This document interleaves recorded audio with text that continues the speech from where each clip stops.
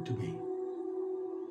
Triunfo da imortalidade. Vamos entrar agora especificamente no livro de Joana de Ângeles.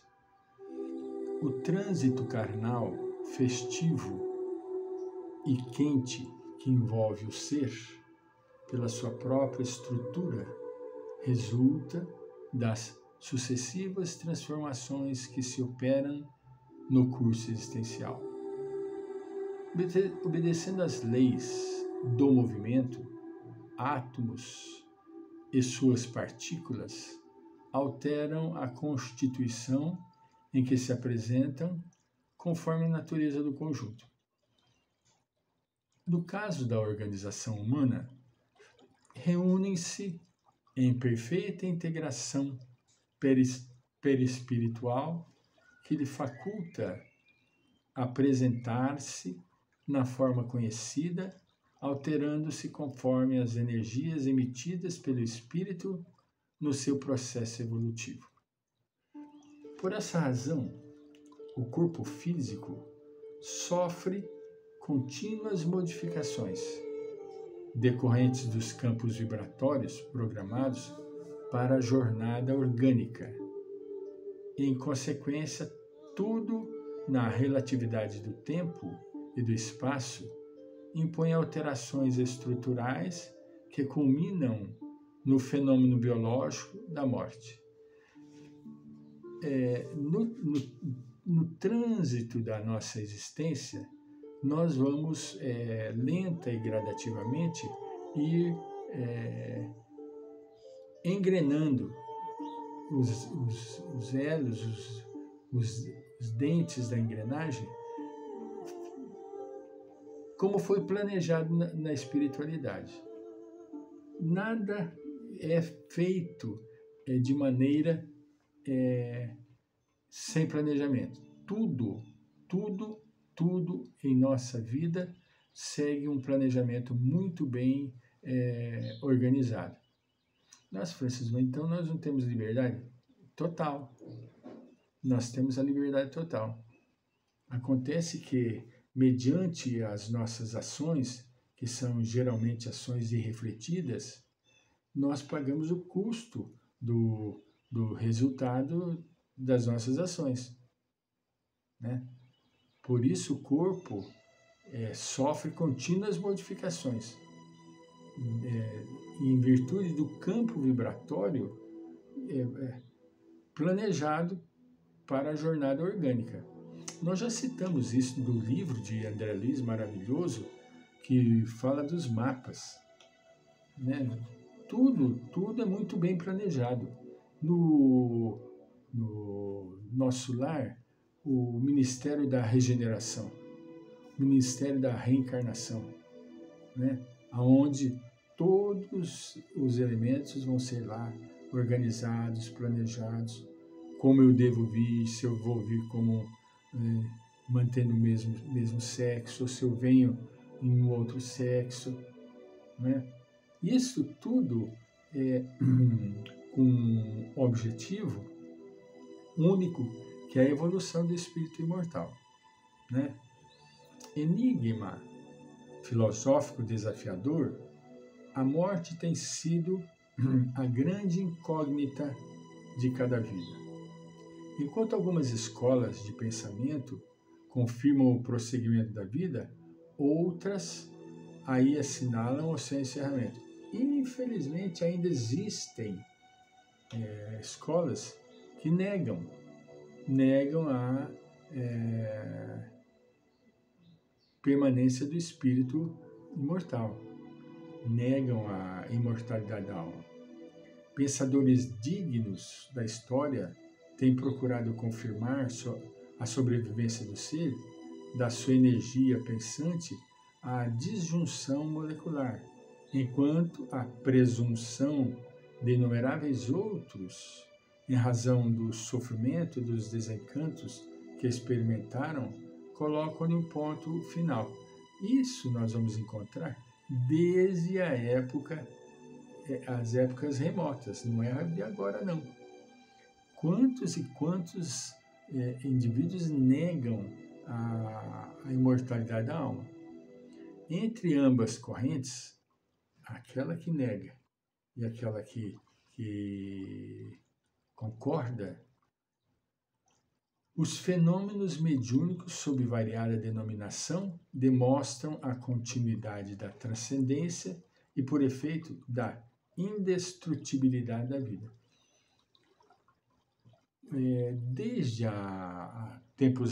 Desde tempos remotos, nós vamos encontrar os espíritos falando, dando o seu testemunho para a humanidade. Desde tempos remotos. Isso não é de agora. Por que nós vamos observar isso? Para que haja um equilíbrio, para que ocorra entre as correntes de comportamento uma unidade. Por que o Espírito vai manifestar para o fulano, para o ciclano e não manifesta para o beltrano? Manifesta para todos. Todos. Acontece que nem todas as pessoas estão prontas para ouvir. Podem até ouvir, mas não compreendem.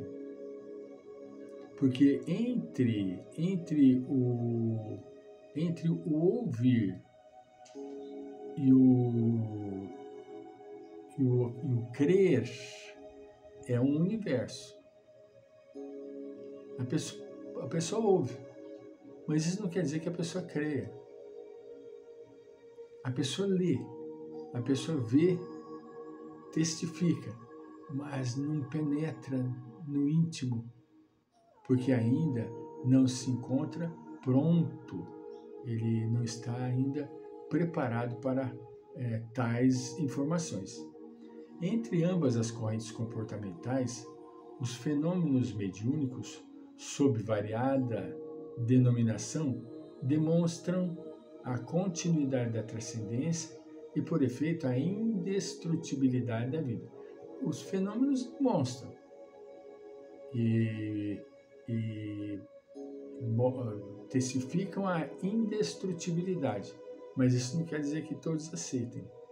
Em toda a cadeia da existência, não são raras as demonstrações da continuidade dos acontecimentos, apresentando alterações naturais que testemunham o prosseguimento existencial.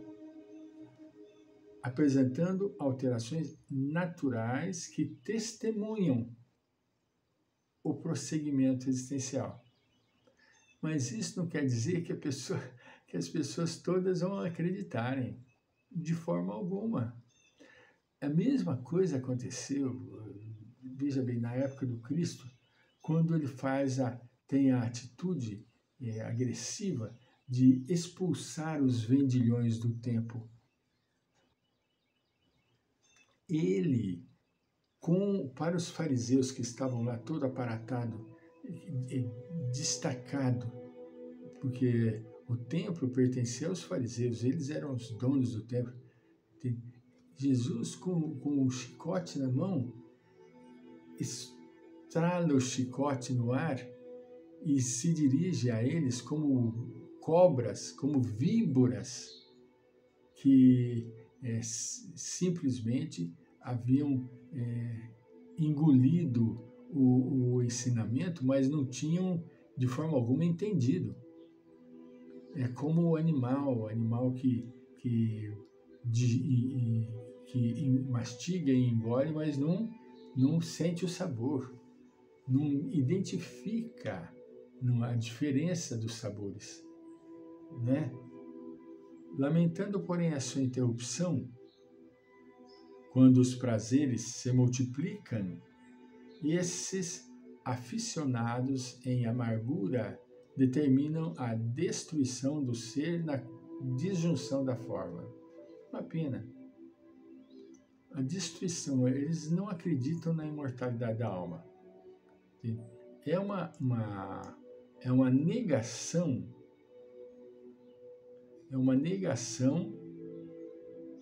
absurda mas que não tem por onde ficar debatendo sobre esse aspecto, porque não vai chegar a uma conclusão, não vai chegar a um denominador comum, porque o certo seria chegar a um denominador comum, mas não chega.